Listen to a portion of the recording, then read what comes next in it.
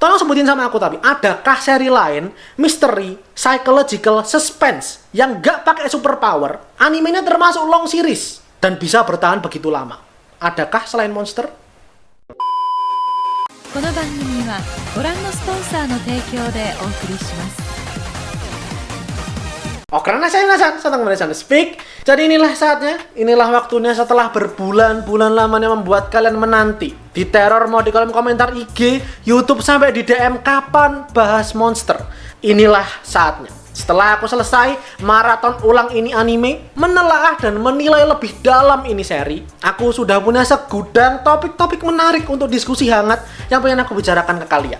Nah, untuk pertama ini, awalnya ini pengen aku masukkan ke konten nostalgia. Tapi karena sudah ada yang bikin review, dan lagian kalian sudah tahu betul, karena banyak yang request gitulah ya. Kalian tahu betul ini seri tentang apa. Maka mari kita langsung masuk aja ke topik paling mendasar, topik paling krusial, yaitu kenapa ini seri bisa segitu legendarisnya. Mungkin Indonesia tidak begitu banyak, tidak begitu ramai yang nonton atau membahas, tapi nggak bisa dipungkiri kalau kita bicara secara global. Terutama di luar, Monster adalah salah satu seri anime paling dibicarakan, paling direkomendasikan, dan paling disanjung oleh begitu banyak orang. Kenapa bisa seperti ini? Mari kita bahas aja. Silahkan di like, share, subscribe untuk bahasan kali ini. Jangan lupa di follow Instagram Soundspeak sebagai sobat cinta anime, sebagai sama otaku, penikmat Monster. Mari kita sama lagi mendapat, tapi ingat, jangan sampai saya berdebat, cukup berani sebagai penikmat dalam sesi diskusi hangat.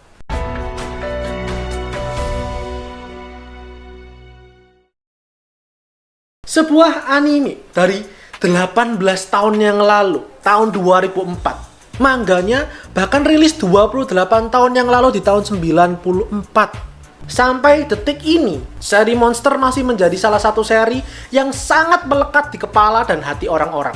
Ketika bicara seri misteri, suspense, psychological, mungkin ada banyak seri yang akan keluar dari mulut kita. Tapi ketika kita batasi dengan gak ada superpower, jawaban yang keluar mungkin cuma satu, dan itu adalah Monster.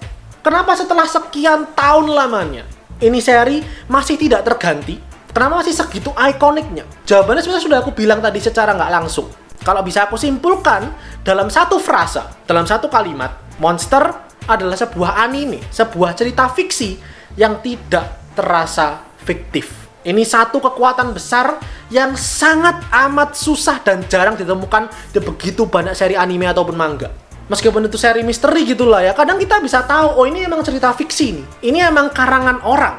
Tapi aku yakin Monster, kalau kalian cari orang yang nggak pernah nonton anime, terus kalian ceritakan dengan serius plot seri ini, plus menekankan aksinya sang antagonis, si Johan, mungkin banyak yang beranggapan kalau ini beneran cerita nyata, cerita asli. Dan kalau kalian coba aja ke Google, cek kata kunci, ada sebuah pertanyaan, is Monster based on real story? Ini adalah sebuah level yang sangat sulit dijangkau oleh cerita fiksi, di mana kenyataan dan karangan itu garis batasnya sangat tipis. Sampai-sampai orang sulit membedakan apakah ini beneran atau cuman karangan. Inilah yang luar biasa dari seri Monster menurutku. Kenapa bisa seperti ini? Kenapa terasa seperti ini? Aku menyimpulkan ada 3 alasannya. Yang pertama, ini adalah kualitas utama dari seri Monster.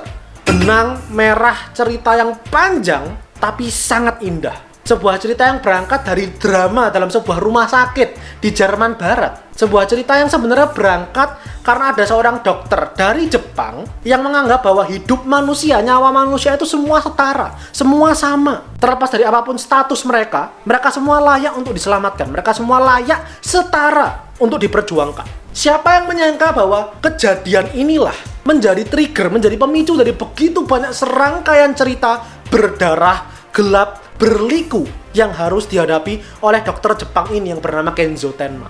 Apa yang luar biasa dari seri Monster? Kita sadar nggak sadar, ini ceritanya tuh multi-layer.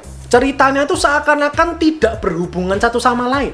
Karena kalau kita ngikutin gitu ya, tiap arc-nya, bahkan dalam beberapa episode sekali, kita dipertemukan dengan karakter baru. Kita ditunjukkan dengan sudut pandang baru.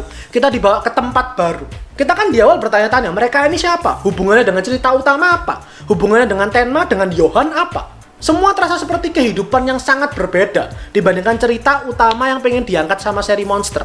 Tapi ternyata itu semua saling berhubungan satu sama lain. Ternyata semuanya adalah sebuah kepingan puzzle yang kecil-kecil yang harus disatukan, yang harus dipasang sesuai tempatnya supaya bisa mengerti dengan betul konteks yang pengen diceritakan itu apa. Pesan apa yang pengen disampaikan oleh Naoki Sensei sebagai mangakanya kepada kita pembaca penontonnya? Ini seri bukan sebuah seri yang linear yang cuma bicara soal si Dr. Tenma ini pengen memburu si Yohan, tapi lebih daripada itu. Kita ditunjukkan begitu banyak lapisan-lapisan cerita yang saling memperkuat, saling menghubungkan, dan saling menyatukan keseluruhan tanda tanya dan misteri dari si Yohan, dari si monster ini. Contoh benang merah panjang yang menurutku tuh luar biasa tuh, misal kayak si Roberto, seorang hitman yang sangat terobsesi dengan si Yohan ini, ternyata diungkap bahwa dia tuh teman masa kecilnya si Grimmer yang suka minum coklat panas dan punya nama asli Adolf Reinhardt. Sebuah twist, sebuah kejutan, sebuah poin cerita yang sebenarnya kita ngerasa nggak berhubungan gitu ya, tapi ternyata saling berkaitan. Ternyata dia bukan orang yang begitu asing buat kita. Atau contoh lain misal kayak si Yohan yang bisa menyamar sebagai Nina, yang bertemu dengan detektif Yansuk. Kupikir selama ini itu emang Nina alias Anna, tapi ternyata dibongkar bahwa itu sebenarnya adalah Yohan yang menyamar sebagai cewek, sebagai adiknya dia. Kenapa dia bisa menyamar sebegitu sempurnanya? Dari atas sampai bawah, mau sampai suaranya pun bisa berubah. Karena ternyata dijelaskan bahwa di masa lalunya, ibu mereka itu mendandani mereka berdua, Yohan maupun Anna, sebagai cewek. Supaya disangka anaknya ini bukan kembar, supaya disangka anaknya cuma satu, cewek doang. Itu satu contoh, satu bukti nyata bahwa semua peristiwa dan kejadian yang terjadi itu ada sebab akibatnya. Semua peristiwa dan kejadian itu saling berkaitan, saling terikat dengan benang merah yang panjang ini tadi. Tolong sebutkan sama aku, mungkin aku yang salah sih ya. Tolong sebutin sama aku, tapi adakah seri lain, misteri, psychological, suspense yang gak pakai superpower, animenya termasuk long series, dan bisa bertahan begitu lama? Adakah selain Monster?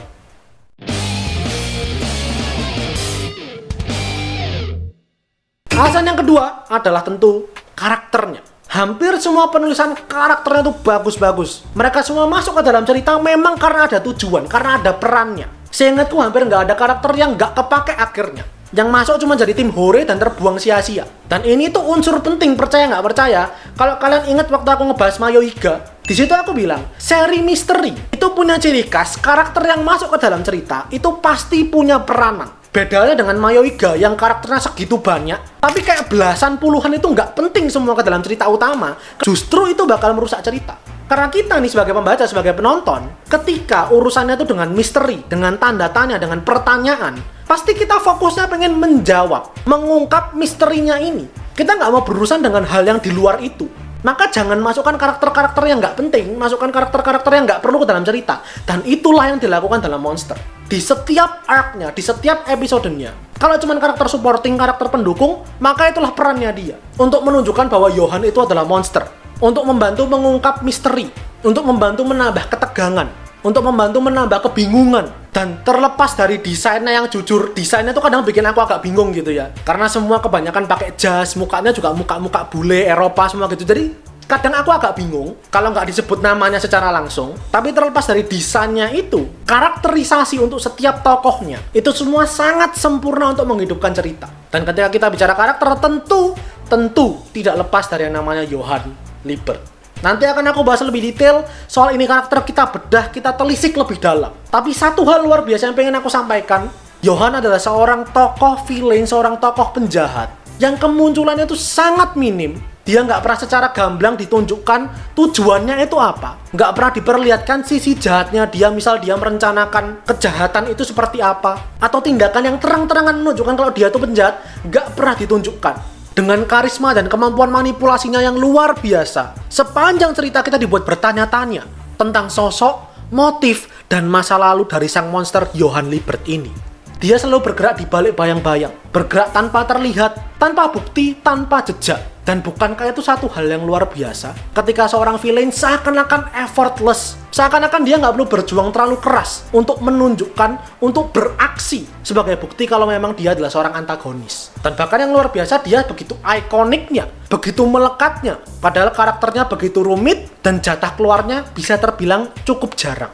Alasan yang ketiga, ini adalah yang paling penting menurutku. Tidak banyak seri misteri suspense yang mengangkat sisi ini, tapi Monster adalah seri yang bicara soal moralitas. Monster adalah seri yang bicara soal moralitas manusia dan filosofi kehidupan.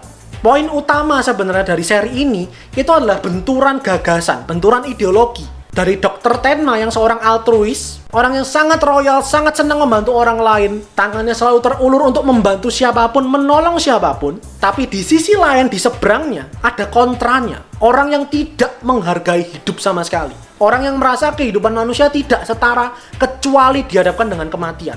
Orang yang punya filosofi nihilisme. Benturan gagasan ini, benturan ideologi, yang kemudian terpancar dari aksinya mereka. Yang satu sangat menghargai hidup, yang satu sangat ingin menolong orang, tapi yang satu menganggap kehidupan manusia itu nggak penting, menghantar mereka kepada keputusasaan dan ujungnya kematian. Setiap episodenya pun kita dihadapkan dengan realita-realita gelap dunia. Bagaimana orang yang termakan amarah, orang yang serakah, orang yang jatuh cinta, orang yang patah hati, orang yang keras kepala, bahkan sampai pada orang yang tidak punya emosi. Kita menyaksikan bagaimana mereka membuat pilihan, membuat keputusan, dan mereka harus siap menanggung risiko. Mereka harus siap menuai dari apa yang mereka tabur. Apa yang menurutku itu lebih kuat, lebih dalam yang bisa aku rasakan, lebih dari misteri di seri ini, itu adalah soal moralitasnya. Bicara soal apa hitam, apa putih, apa salah, apa benar. Itulah menurutku sajian utamanya, meskipun iya betul misterinya, suspense-nya juga tentu, ada action-nya juga sedikit iya jelas, tapi lebih dari itu semua, moralitas dan filosofi kehidupan lah, yang coba pengen disampaikan sama Naoki Sensei kepada kita semua. Tidak banyak seri yang mau bermain-main di area seperti ini. Dan itu semua yang membuat ini seri, membuat seri Monster itu segitu kompleksnya, segitu kayanya, segitu indah tapi gelap di saat yang sama. Penggabungan dari plot cerita yang sangat megah, sangat besar, penuh dengan benang-benang yang semrawut dan terurai semuanya, tapi ketika disatukan dengan karakter-karakter yang ada dalam ceritanya dan dibalut dengan pertanyaan-pertanyaan tentang moralitas kehidupan, itulah yang membuat seri Monster itu segitu otentik dan segitu emasnya. Sebuah seri yang menurutku gak akan pernah muncul lagi. Ini sesuatu yang hanya akan terjadi di masa lalu doang, dikala anime masih mementingkan kualitas dibanding kuantitas semata. Sebuah seri anime dan manga yang tidak terasa fiktif. Gimana menurut kalian? Gimana pendapat kalian? Apa yang bikin ini seri itu segitu legendarisnya, segitu masterpiece-nya? Setelah bertahun-tahun lamanya itu masih didengungkan oleh orang-orang. Kenyataan bahwa kamu itu masih minta aku untuk ngebahas ini seri. Bahkan setelah 17-18 tahun ini animenya selesai. Itu kan hal yang luar biasa. Jadi, itu aja untuk kali ini. Silahkan lihat video yang konten bahasan kali ini. Share komentar, share kalian. Dan terakhir, solid follow dalam Sound Speak dan subscribe. Buat kalian yang mati lebih banyak konten anime dan manga dari channel Sound Speak, karena anime dan manga itu yang aku suka dan itu kalian suka. So, see you guys in the next video. Itadashi minasan.